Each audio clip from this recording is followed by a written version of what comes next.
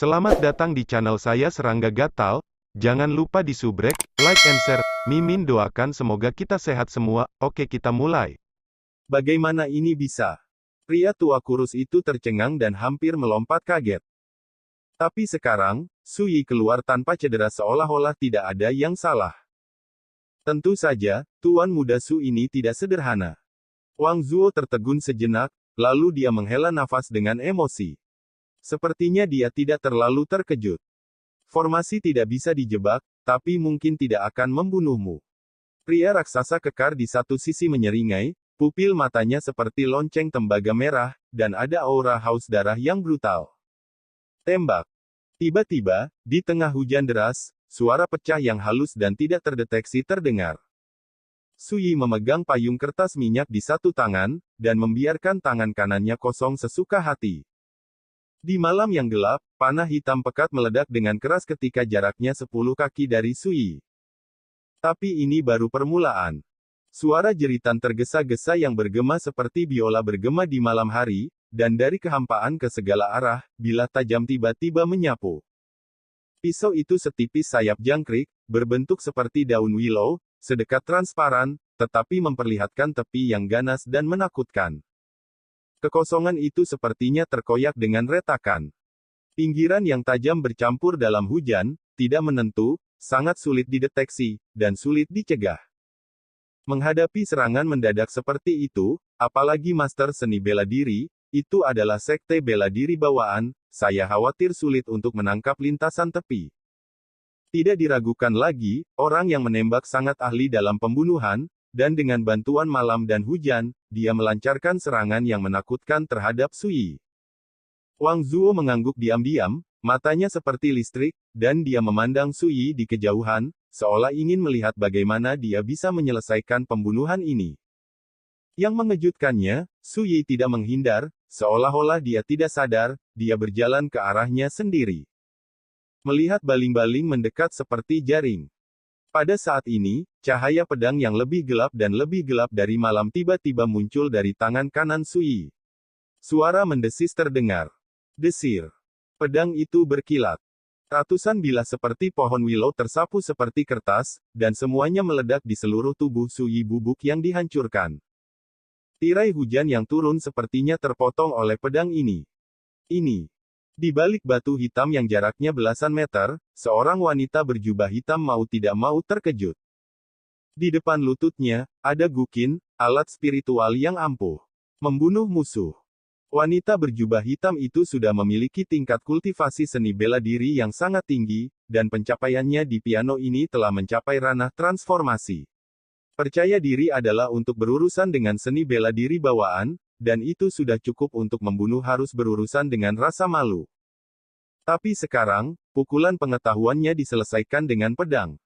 Segera setelah dia menggertakkan giginya, wanita berjubah hitam itu menjentikkan jarinya dan hendak memainkan kin lagi untuk membunuh musuh. Pada saat ini, desahan ringan terdengar. Teknik pembunuhan, jika Anda melewatkan satu pukulan, Anda dapat melakukan perjalanan ribuan mil jauhnya, dan tidak ada kemungkinan ragu-ragu, dan Anda jelas bukan pembunuh yang memenuhi syarat.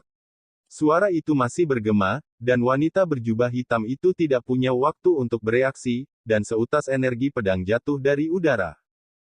Kecelakaan. Senarnya putus semua dan badannya terpotong dari tengah. Wanita berjubah hitam itu duduk bersila, garis lurus darah mulai dari dahinya dan mengalir ke pangkal hidung, bibir, dagu, tenggorokan, dan dadanya. Bagus, ilmu pedang yang bagus. Wanita berjubah hitam itu mengeluarkan suara putus asa. Kemudian, sosoknya diam-diam terbagi menjadi dua bagian dan jatuh ke kedua sisi bumi, seperti melon yang terbelah, darah seperti air terjun itu mengalir dan membasuh tanah dengan hujan. Lihatlah Su Yi lagi, berjalan ke arah dirinya sendiri, berjalan di malam hujan. Hujan deras turun dari sekitar payung kertas minyak, dan tidak menodai pakaiannya. Melihat pemandangan ini dari kejauhan, alis Wang Zuo berkerut, dan dia berkata, Tai Kong, giliranmu untuk bertindak. 1. Pria kekar itu mengangguk. Boom! Sesosok gunung seperti Tai Kong tiba-tiba meledak dengan aura mengerikan, matanya merah, dan kulitnya dengan panik menumbuhkan lapisan rambut hitam seperti jarum baja. Selesaikan. Tai Kong berteriak keras, suaranya mengguncang langit, seperti raungan yang menggelegar. Tidak jauh, Su Yi, yang akan berjalan keluar dari halaman besar stasiun pos Long Qiao, berhenti di langkahnya, melirik tanah di sekitarnya, dan menyapu 18 sosok itu datang. Angka-angka ini, baik pria maupun wanita, mengamuk dengan energi iblis, membentuk formasi pertempuran yang unik. Boom! Aura di tubuh mereka bergema satu sama lain, seperti keseluruhan, semua berkumpul di satu tempat dan dituangkan ke dalam Tai Kong yang besar dan kekar.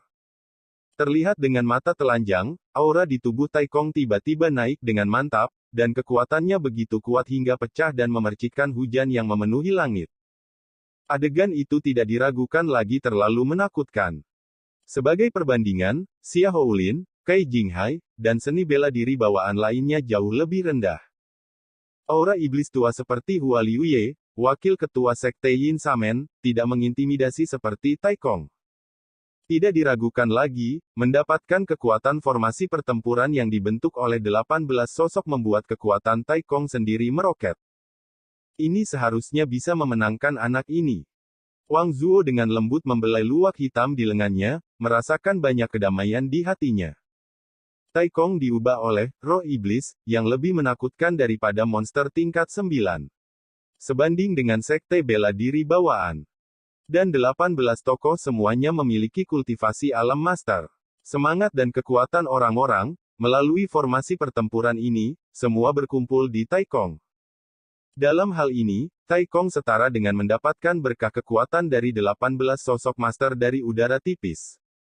Wang Zuo bertanya pada dirinya sendiri, jika dia membuat langkahnya sendiri, jika dia tidak menggunakan kartu hall-nya, akan sulit untuk mengalahkan Tai Kong saat ini. Bunuh. Boom. Mata Su Yi setenang biasanya. Ketika dia berada di level pertama Grandmaster, dia dapat dengan mudah membunuh Xia Hurin dan sekte bela diri bawaan lainnya. Di mata. Terlebih lagi, dia sekarang adalah Master Taoisme tingkat kedua.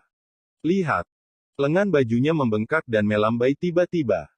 Geng Dao yang tak terlihat meraung, dengan cahaya Dao api yang unik, dengan sajak Dao misterius alami yang terjalin di dalamnya. Boom! Tanah runtuh dan kehampaan menjadi kacau. Tinju yang dihancurkan Tai Kong seperti matahari berwarna darah, dan langsung hancur seperti dihancurkan, dan cahaya serta hujan berwarna darah meledak.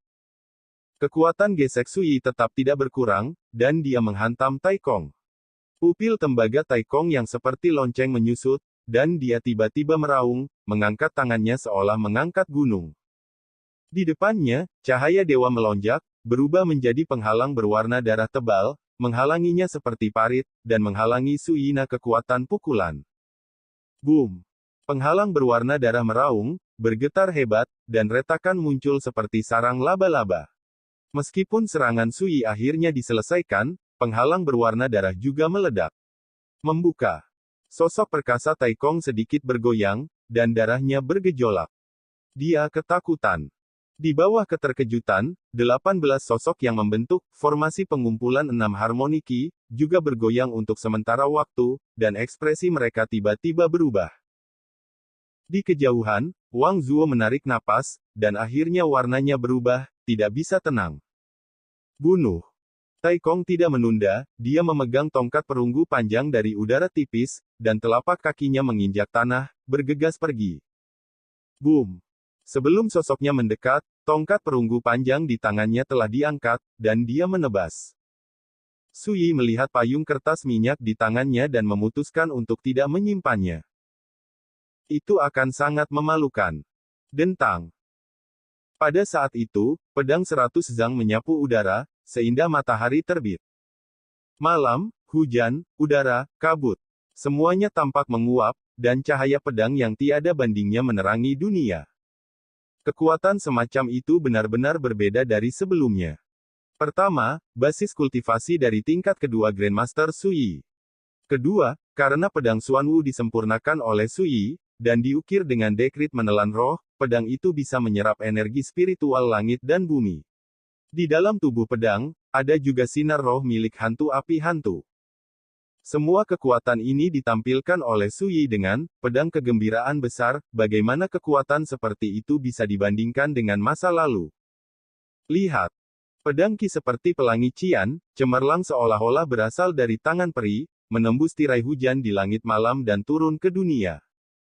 Pada saat itu, Wang Zuo ngeri dan tangan serta kakinya menjadi dingin. Di sampingnya, lelaki tua kurus itu sangat ketakutan hingga dia berteriak ngeri. Tongkat panjang itu melawan. Klik. Seperti pisau yang memotong tahu, tongkat perunggu panjang itu patah. Sekte bela diri bawaan yang diubah oleh roh iblis, kera kekerasan, belum mendarat, dan sosoknya dibagi menjadi dua bagian, darah dan organ dalam dituangkan ke dalam kekosongan, gemerisik Su jatuh. Kematiannya mengejutkan. Boom! Di tanah, retakan lurus sepanjang ratusan meter dipotong oleh pedang ini, bebatuan terciprat, dan tanah beterbangan. Melihat 18 sosok yang membentuk formasi pertempuran, mereka juga mengalami serangan balasan yang mengerikan, terbang satu persatu, memuntahkan darah dari hidung dan mulut mereka, berteriak dan menjerit. Langit. Sebelumnya, roh mereka dan Tai Kong bergabung menjadi satu, tetapi sekarang dengan kematian Tai Kong, mereka juga mengalami kerusakan parah. Jika saya tidak melihatnya dengan mata kepala sendiri, siapa yang akan membayangkan bahwa ini adalah kekuatan pedang dari Grandmaster tingkat 2?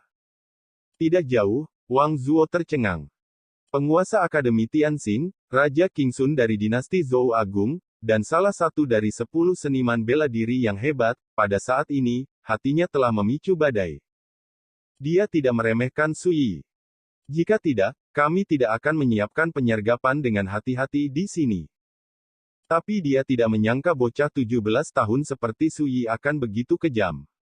Ini benar-benar menumbangkan prediksi dan penilaiannya, sehingga agak tidak terbayangkan, bagaimana mungkin ada karakter jahat seperti itu di dunia ini. Hujan masih turun. Pria tua kurus yang telah menyiapkan formasi guntur dan api kecil sebelumnya, juga merupakan Master 5 lapis, tetapi saat ini dia sangat ketakutan sehingga wajahnya pucat dan menggigil. Di kejauhan, Su Yi memegang payung kertas minyak dan berjalan ke sisi ini, berjalan dengan tenang, mengenakan jubah hijau yang bersih. Apakah ada cara lain? Su Yi mengangkat tangannya dan melemparkannya. Di tubuh pedang yang gelap, ada bayangan samar seekor burung ganas yang mengepakkan sayapnya, menyebabkan tubuh pedang itu sedikit bergetar, dan nyanyian meledak. Terlihat dengan mata telanjang, mayat Tai Kong dengan cepat layu, dan semua darah yang tersisa diserap oleh pedang Xuanwu. Kemudian, pedang Xuanwu melintas dan kembali ke tangan Su Yi. Adegan haus darah yang aneh membuat Wang Zuo benar-benar tidak bisa tenang, dan dia bertanya dengan heran, mungkinkah pedangmu telah disalurkan? Su Yi menggelengkan kepalanya, tidak bisa dikatakan, hanya saja dia haus untuk minum darah dan menyerap energi. Wang Zuo menarik napas dalam-dalam dan menghela nafas, tidak heran kamu tidak takut, memiliki pedang roh yang begitu menakutkan, kecuali para dewa tanah mengambil tindakan, jika tidak, siapa di dunia ini yang tidak bisa membunuh? Jelas, dia salah paham dan mengambil pedang Xuanwu sebagai kartu as Su Yi. Su Yi secara alami tidak akan menjelaskan, dan mengingatkan, sudah larut. Wajah Wang Zuo sedikit berubah, dan kemudian dia tersenyum pahit, Tuan Su, Wang berpikir bahwa ketika dia baru saja, dia memperlakukan satu sama lain dengan sopan, dan mengundang satu sama lain dengan kebaikan, dan ada sama sekali tidak ada hati yang berbahaya. Su Yi dengan ringan menyela, tidak mungkin, bagaimanapun juga kamu berhasil. Wang Zuo berkata dengan tatapan serius, tapi Wang dapat menjamin bahwa bahkan jika Tuan Muda Su baru saja dikalahkan, Wang tidak akan pernah membunuhnya. Tujuan kali ini adalah untuk mengundang Tuan Muda ke bergabung dengan kam saya. Setelah jeda, dia berkata dengan getir, sekarang, bisakah kamu memberi Wang kesempatan untuk menebus kesalahannya? Su Yi berkata, tapi saya tidak bisa melihat ketulusan. Wang Zuo tertegun sejenak, lalu dia menatap lelaki tua kurus di sampingnya dan berkata dengan nada meminta maaf. Kakak Yongming, aku hanya bisa meminta maaf padamu. Wajah lelaki tua kurus itu sangat berubah dan berkata, Tuan, Anda. Boom. Sebelum dia selesai berbicara, kepalanya hancur, dan sosoknya jatuh lemas ke tanah. Su Yi sedikit menyipitkan matanya, menggelengkan kepalanya dan berkata, tidak cukup. Wang Zuo menarik napas dalam-dalam dan melihat tidak jauh. Ada 18 sosok yang berbaring berdampingan, semuanya adalah pembangkit tenaga listrik yang membentuk formasi pengumpulan 6 harmoniki sebelumnya. Pergi. Menyadari tatapan Wang Zuo, orang-orang kuat ini menyadari bahwa itu tidak baik dan langsung kabur. Maaf, semuanya. Wang Zuo menghela nafas panjang, menunjukkan sosoknya, bergegas ke tirai hujan, dan mulai membunuh orang-orang kuat itu. Hanya dalam sekejap, 18 orang kuat terbunuh, dan tidak ada yang selamat. Wang Zuo kembali, menundukkan kepalanya dan berkata, Tuan Muda Su, apakah ketulusanmu cukup sekarang? Su Yi memandangi musang hitam di lengannya. Terkejut. Wajah Wang Zuo berubah total, dan berkata, Tuan Muda Su, budak rakun tidak dapat dibunuh. Su Yi menarik kembali pandangannya dan bertanya sambil berpikir, apakah kamu tahu bahwa ada hantu aneh yang bersembunyi di dalamnya? Ekspresi Wang Zuo agak kaku, tetapi kulit kepalanya terasa sedikit mati rasa, dan dia berkata dengan terkejut, Tuan Muda sudah melihatnya. Su Yi berkata dengan acuh tak acuh, binatang kecil semacam ini tidak bisa lepas dari mata seseorang Su, jadi mari kita bunuh dengan tanganmu sendiri, aku akan memberikannya padamu sebuah cara untuk hidup. Wajah Wang Zuo tenggelam dan berkata, Tuan Muda, apakah Anda harus memaksa Wang mati? Di lengannya, musang hitam memiliki sosok yang tertunduk, penuh kewaspadaan. Su Yi menatap Wang Zuo dalam-dalam dan berkata, saya di sini untuk membantu Anda membebaskan diri, apakah Anda benar-benar bersedia berada di bawah belas kasihan binatang kecil ini seumur hidup? Kamu, Wang Zuo terkejut. Tembak.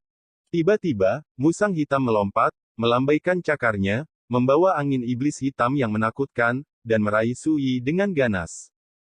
Namun, melihat Su Yi terkikik, pergelangan tangannya bergetar. Pedang Xuanwu menusuk kucing luwak hitam seperti kilat, menusuknya. Dasar bajingan, jangan biarkan aku melihatmu lagi.